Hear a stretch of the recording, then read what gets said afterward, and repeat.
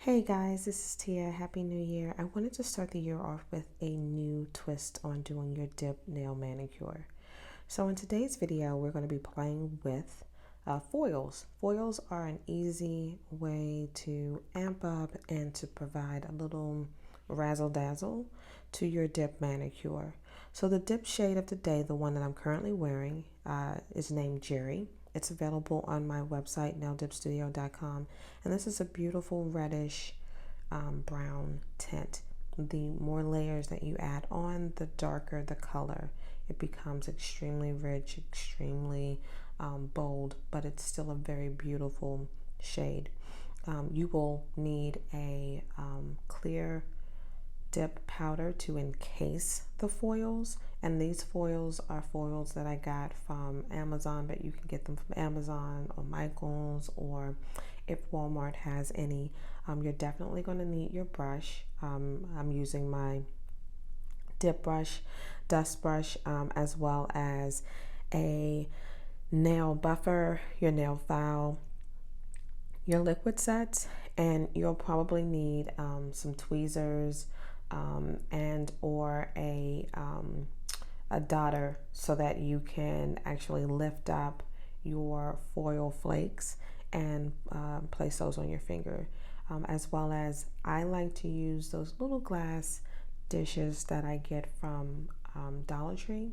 I find that they help with not only collecting the dust and the excess powder, but for the tutorial today, we're going to be putting our foil flakes and pieces that we create into one of those bowls. And so that's going to help with the application piece, as well as minimize the amount of cleanup. So that's going to be very important. Right there, you just saw me pull out a piece of like maybe lint or powder that I saw in my clear. So I just pulled that out, but it's important that you do, stir up your powder or shake out, tap out the air that may be in there, or break up any powder that may be clumped together. Sometimes with the weather change, it's going from spring, fall, summer, fall, winter, and then here in the DC area, we had 65-degree weather one day, and then the next day we had 12 inches of snow. So it's important that you, for climate changes, especially in your home where you're keeping your products, you want to make sure that you shake up the powder just to break up any pieces. Now, off camera, I went ahead and did my dry manicure, and I have tons of videos on how I do my dry manicure. It's very simple, very easy. You can do it either with an e-file, or you can do it using a regular nail file. You just want to make sure that you're being careful. Use a cuticle softener and a pusher to push back your cuticles and to clean that up and do any trimming that you may need to do. You can use the softer side of your nail file, the 180, to buff off or file down any callousy skin. But yeah, that's usually what I do. So I'm using my Nail Dip Studio step number 1, which is the primer. You want to make sure you do that to dehydrate the nails, and it's also going to remove any oils that you may have. Okay, now an important step that will definitely help you in any application is just making sure that you're wiping off your step 2, which is the base coat, and your step 4, which is the top coat. So if you have my system, I separated the base coat from the top coat because they do two entirely different things, in my opinion. The base coat is probably going to have more pigment in it depending on how well you dust off your brush, and as such, that pigment sometimes can form little small deposits on your nails if you haven't totally wiped off your dust off your nails. But it doesn't mean that you can't use that base coat. Whereas though the top coat is completely, I would say, particle free. So that's going to give you that sort of gel-like finish, and that's really why I separated the base from the top coat. But what you just saw me do is just take a little cloth, a little bit of acetone, and wipe off that inner rim. And you want to do that because the base coat will harden, and it will encapsulate, and it will create these almost like little ridges, and sometimes when you are brushing off the product from your brush, you can lift up those deposits and then place that on your nail, and you don't want to do that because then it becomes work for you to file down, and sometimes you can't even really file it off because it's now created this shadow effect in your finished product. So that's just a little tip that I like to do. So I'm going to go ahead and utilize my dip powder to focus on the 2 nails that we're going to show in this tutorial. Now what I did, I went ahead and applied my 4 layers of dip to the other 3 nails, and I did that off camera. Again, tons of videos on how to do a basic dip manicure, but for purpose of this video, I'm showing you why I separated the 2 in terms of having the solid color versus having the actual designed or the fingers that we're going to apply the design to. And the reason for that is because we're going to add 3 layers of the color powder. 3. Then we're going to add our foil. Then we're going to add 2 layers of clear, which will give us 5 layers in total. Okay, so right now you're seeing me do my second dip. There was a little ripple right there, no big deal. Take the back of your finger, tap, tap, tap, smooth that out, boom. Let's move on to the next finger. Using my liquid set, I am going to take my time to carefully carve out my my finger with my base coat, making sure that I'm not flooding any of the cuticle area, any of the side walls, because if I do, I have to clean that up before I move forward. And I'm going to actually do that to my pinky finger just to show you how to clean that up before you move on to the foils and encapsulation, because you don't want to have to take off a lot of bulk at the end. You definitely want to make sure that you're taking off your bulk before you apply the clear coat, and it just looks nicer and even when you do it that way. So as you can see, I'm dusting off the dip powder into one of those small little dishes, and now I'm going in and I'm going to add my 3rd layer of color. Okay, and again, taking my time, just not trying to flood any of the cuticle area or the side walls, being sure to sweep the free edge and also those corners. And the reason you want to make sure you're hitting those corners, again, we have to create like a seal. We have to create a seal where the powder is basically gripping or has a hold of the nail. That's going to stop lifting.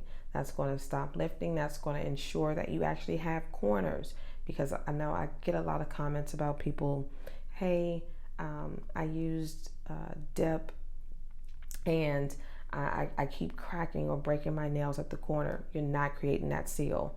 You're literally just leaving your corners bare. The product is on the surface and you haven't really connected the 2.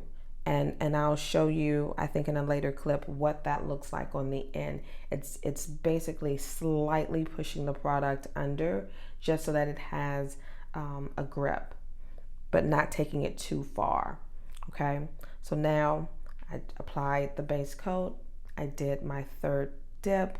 I tapped off the excess powder. I'm going to remove that from the side. And here's another side little note. Make sure you put your tops, as soon as you're finished with your powder, put your tops on, screw your tops on, because you will, by accident, knock things over. I do it all the time, and then I have to come back, I have to vacuum up all this powder, or if I'm shooting and I knock over powder, trust me, I do it. So just as a side note, make sure that you are screwing those tops back on. So once you've done that, again, we have 3 layers. I just took off the extra, dust everything off, right? I'm going to use a little bit of alcohol and I'm going to wipe up my station, any, particles, any dust, any powder that may be there. And the reason for that is because I do not want any kickback, any particle kickback.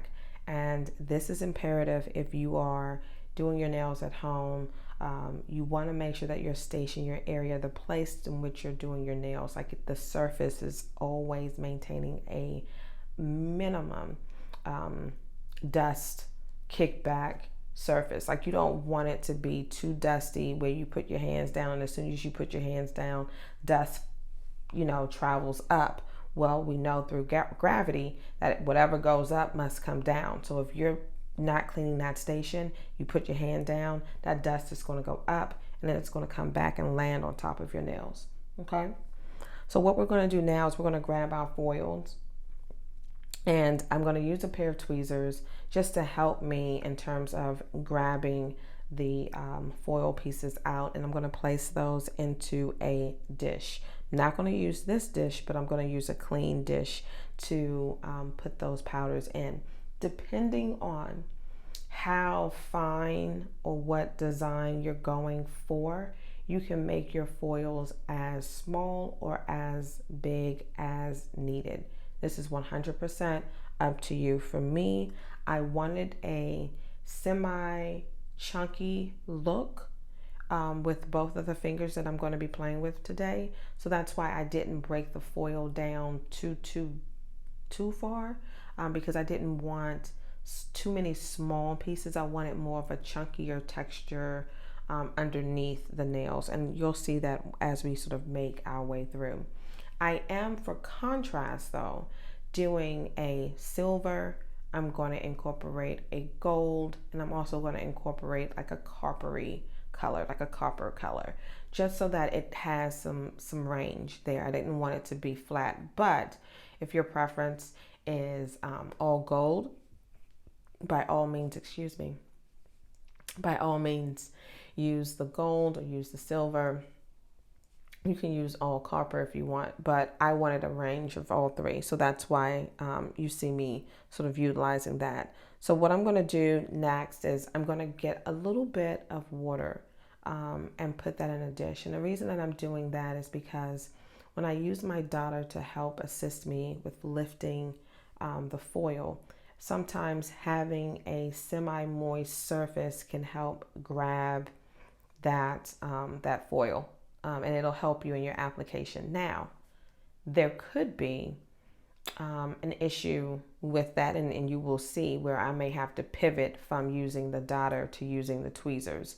But it's good to have both because depending on, the way that your foil, how thin, how light, how textured, how heavy your foils are, you may need to use either or. And so I'm just showing you and giving you a reference so that you can actually see that. Now, I'm still using step number 2, which is the base coat. And we're going to use that as our base to adhere the foils.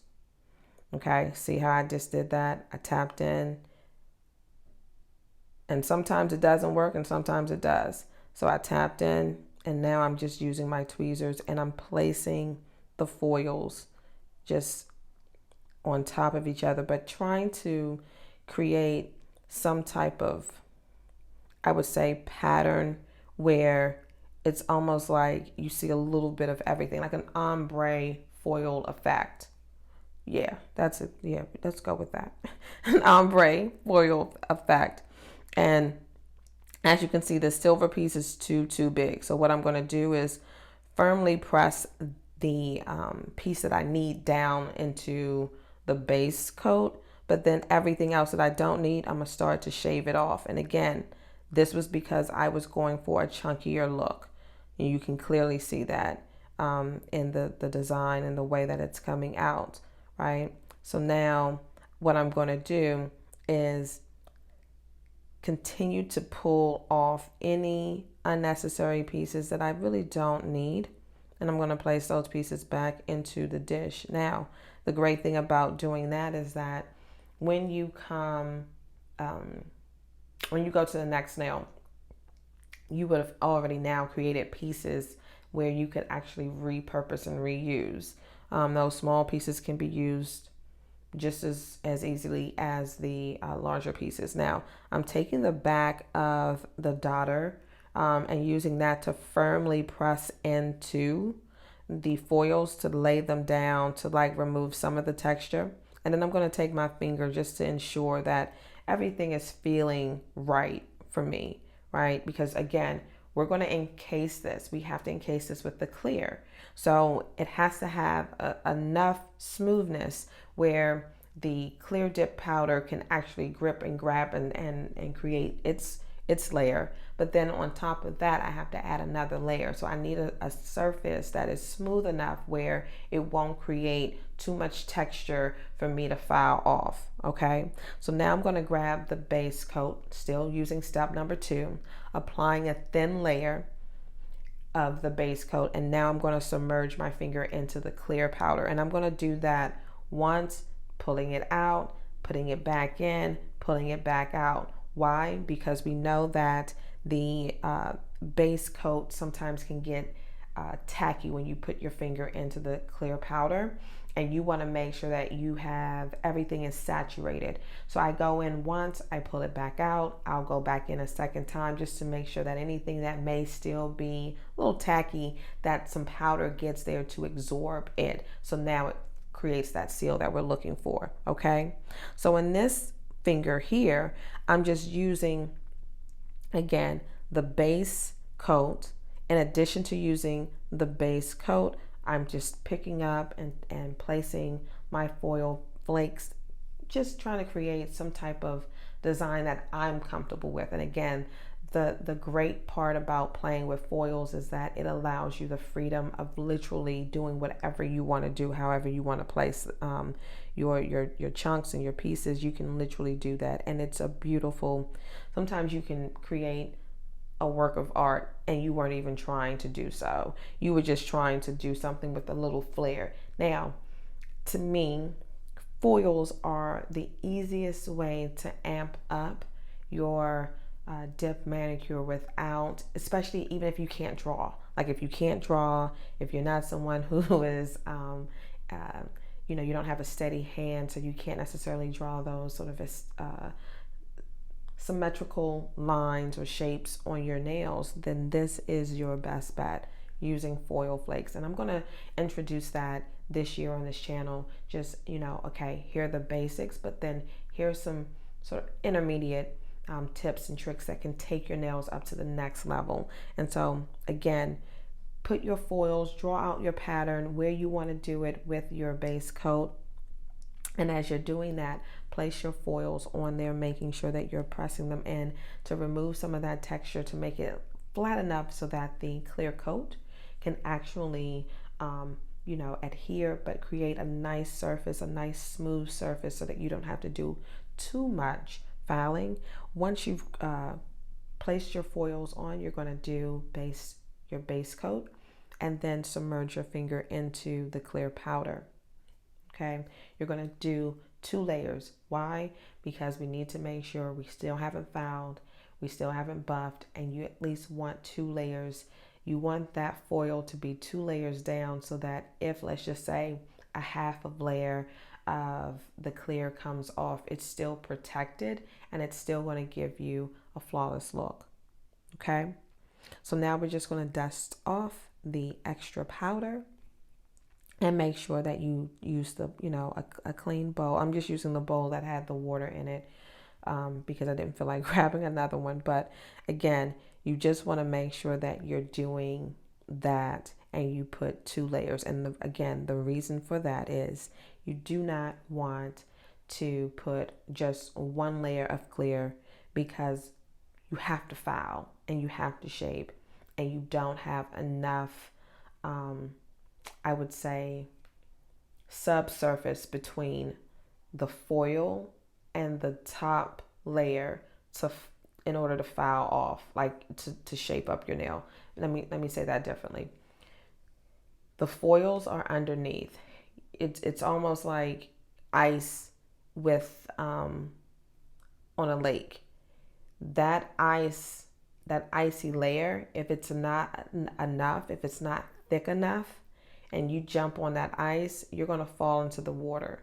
Well, the same would be true with your nails. If you don't have enough clear coat at the top surface, it's very easy for you to foul off and actually foul into your foil flakes, and that's not what you're trying to do. You want to make sure that you're creating enough of a barrier between the foil, the design, and the clear coat so that you can shape and foul and then add your top coat and create this amazing, unique design that didn't take you a long time to do, okay? So now that we've done that, we've put our clear coats on, we have 2 layers of that. We're going to move into step number 3, which is our bond activator. So you need to make sure that you are saturating that nail good, because you want to make sure that not only you have enough of the bond to actually start the curing process to harden the dip powder, but then you also have to make sure that you have different layers in between, and you're trying to make sure that those small microscopic holes that you do have, that's where that bond is sort of seeping into, and it's hitting those additional layers that are underneath, and that's really going to make your nails maintain a strength that is needed in order for your dip nails not to crack and not to start to chip. So that's one of the things that I do.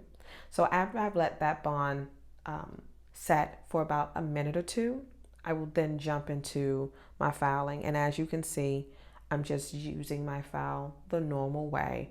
I use usually the 180 side to focus on the surface area. A 100 can be used, but you have to use a 100 side of the nail file. I would personally just say to take away or to remove any bulky areas, any areas where you need a little bit more of a surface to help really shave down. All right, so if you're shaving down your nails, you want to make sure that you're using the 100 side. If you're strictly just shaping and smoothing out your nail, then you want to use the 180 side. If you're new to doing dip altogether, then I would say use the 180 side in the beginning until you actually find your footing, because you can overfile your nails on the 100 side. You can take off, you can remove the protective layer, you can remove and file down to the actual natural nail. You can overshape, and now you can't even undo that because you've just taken off too much. So I would say make sure you're using that 180 side if you're new. But if you have a little bit more experience, then use your own judgment. But just remember, 100 for me is to remove bulk. It's to really smooth out and remove any areas that may be a little bit more textured than the norm. And then utilizing the 180 side is what's going to actually help to smooth out and just redefine the nail and give you more of a glass surface. And I have another video that I'm editing right now, but it's going to be on how to make your nails look like gel. And it's all due to your filing and the way that you're filing and how you're shaping your nails, but I'll show you how to do that in the next video. But again, all I'm going to be doing here is just filing away, shaping away, and just making sure that I'm utilizing either my hand or the surface area to assist me in that filing and that shaping, and especially as I'm going around the cuticle area and down the side walls. I'm not trying to take off too much, okay? Not taking off too much. I'm just shaping and filing. Once that's done, I'll grab my buffer, buff everything out, and then I'll add 2 layers of the top coat. And that again is just for the purposes of creating that shine, creating that wet look. I love for my nails to look like they're wet, and there's a way to do that.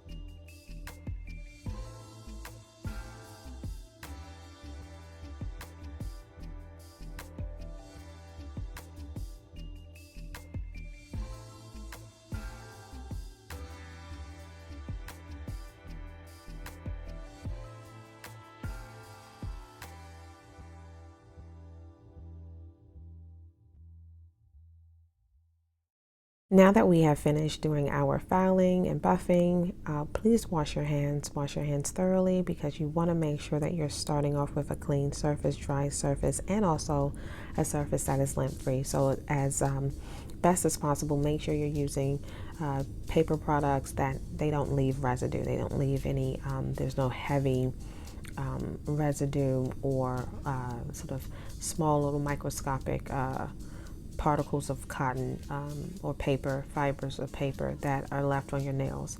So with that said, we're going to go ahead and move forward with our final step, which is step number 4, which is top coat. This is my favorite part, but I'm going to give you a couple of tips and tricks. So one of the things you want to make sure that you're doing is that you don't want to put on globs and globs and globs of top coat. That's not the goal here. You want to start off with a very thin layer, a thin wet layer. Paint your nail as normal, and then I want you, as soon as you're finished painting that entire hand, I want you to go back and add the second layer. And this only works, in my opinion, in 2 ways. You either have to add your second layer when your nail is about 10% dry, and that way it's still wet. So adding the second layer basically allows you and gives you an opportunity to have a gel-like high shine. Or if you apply your first layer of top coat, you have to let your first layer of top coat completely dry down before you add your second layer. With my system, you can only do it, in my opinion, either way. One of those options will work. It's either 10% dry and then you add your second layer, or it's completely dry and you add your second layer. Here's what happens if you don't allow the first layer to sort of completely dry down, or if it's not still, predominantly wet. You're going to create and separate the hardening layer that the top coat is attempting to do. And when you do that, you can sometimes create ripples or craters in your nails. Not crates, but craters in your nails. So if you've ever painted your nail, your top coat is maybe 50% dry. The first layer is about 50% dry, and then you go on top of that with another layer, and you can start to see that it's starting to separate. It's almost like it's floating like sheets of ice, like just moving around. Well, when it dries down and settles, you're going to see those craters. You're going to see those pockets where the surface is uneven, it's textured. Some may be sunken, some may be risen. That's why you didn't let it dry down. You either let it dry down too far and you didn't allow it to go completely to either the dry state, or it's not wet enough for you to put your nails and do the next layer. So I hope these tips were helpful for you. As always, keep dipping. I'll be back with some more videos. Happy New Year, everyone. And again, thanks for watching.